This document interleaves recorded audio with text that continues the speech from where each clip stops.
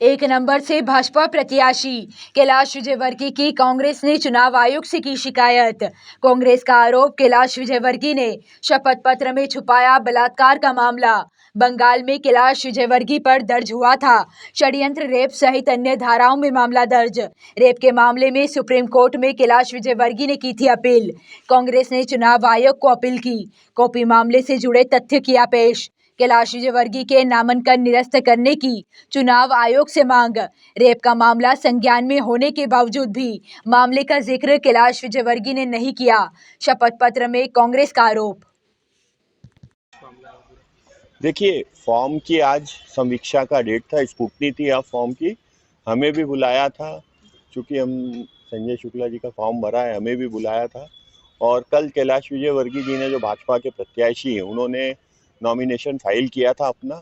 उन nomination file करने के बाद हमने उनका शपथ पत्र निकलाया, जो कि ऑनलाइन बहुत उपलब्ध रहता है। उसमें हमने उनकी जानकारियां देखी, तो क्रिमिनल रिकॉर्ड जब हमने उसके देखे, क्रिमिनल रिकॉर्ड की जानकारियां नॉमिनेशन में देना इसलिए ज़रूरी है और कि एक मतदाता, क्षेत्र का मतदाता जब वोट डालने जाता है तो वो कम से कम किसे वोट दे रहा है, उसके ऊपर कितने आपराधिक मामले दर्ज हैं, वो किस तरह का क्रिमिनल है, ये सब उसको जानकारी हो सके। इसी मंशा से चुनाव आयोग ने ये एक कॉलम रखा है कि आपको आपके ऊपर विचाराधीन सभी आपराधिक मामलों की जानकारी देना आवश्यक है। अब यहाँ पे कुछ संगीन मामले थे, जैसे एक मामला है बंगाल का, आपने भी सुना होगा, कई बार पेपरों में छपा है, जिसके लिए कैलाश विजयवर्गीय जी सुप्रीम कोर्ट तक गए हैं। एक 376 का मामला था, जिसमें ये सुप्रीम कोर्ट गए थे, लेकिन सुप्रीम कोर्ट ने भी इनको कोई रिलीफ नहीं दी थी। सुप्रीम कोर्ट ने पुनर्विचार के लिए वापस ट्रायल कोर्ट को भेजा था मामला कि भैया आप एक बार और पुनर्विचार करके फिर से आदेश पारित करें। इसका मतलब ये कि उन्होंने, सुप्रीम कोर्ट ने कार्रवाई खत्म तो नहीं करी, भाई एक बार और पुनर्विचार करें। वो कार्रवाई आज भी लंबित है, उसकी जानकारी इन्होंने नहीं दी। नंबर 2, एक छत्तीसगढ़ का दुर्ग का कोई मामला है, क्रिमिनल केस है, जिसके अंदर ये फरार घोषित किए गए हैं।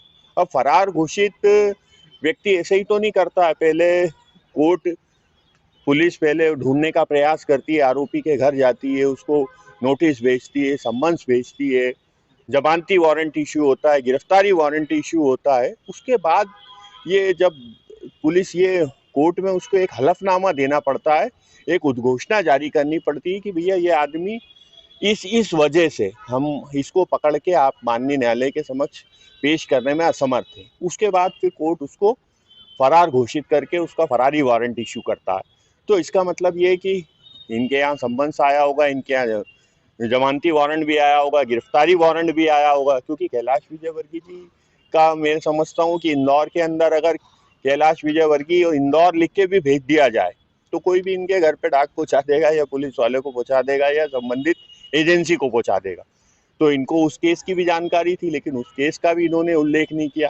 ऐसे कई केस हैं, ये 2 केस तो हमारे संज्ञान में थे, हमारे पास इनका रिकॉर्ड था, हमने रिकॉर्ड समेत शिकायत करी है। ऐसे कई केस हैं जिनकी इन्होंने जानबूझ करके अपने फॉर्म में जानकारी नहीं दी। इसीलिए इन्होंने, आपने अगर इनका फॉर्म देखा हो तो आपराधिक विवरण दिया, उसके नीचे लिखा है कि चूंकि मैं भारतीय जनता पार्टी का राष्ट्रीय महासचिव हूँ, मैं देश के जगह जगह जाता हूँ, चुनाव प्रचार में जाता हूँ, इसलिए कहीं अगर आपराधिक मामले मेरे ऊपर पंजीबद्ध हुए भी होंगे तो उसकी मुझे जानकारी नहीं है। मतलब हुए हैं ये सही है, लेकिन जानकारी नहीं है, वो अननोन बन गए वो।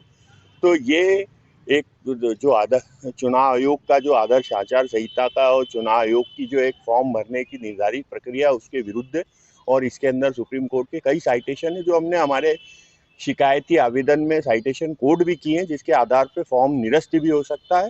उसमें हमने लिखित शिकायत रिटर्निंग ऑफिसर को दी है। अब रिटर्निंग ऑफिसर उसमें क्या संज्ञान लेते हैं, और मुझे नहीं लगता है रिटर्निंग ऑफिसर उसमें कुछ, उनका जो रुख देख के, क्योंकि प्रशासनिक भारतीय जनता पार्टी की सरकार है, और जो प्रशासनिक अधिकारी हैं वही चुनाव आयोग का काम देख रहे हैं। लेकिन हमको ज़रूरत पड़ेगी तो हम न्याय के लिए उच्च न्यायालय और उच्चतम न्यायालय तक जाएंगे।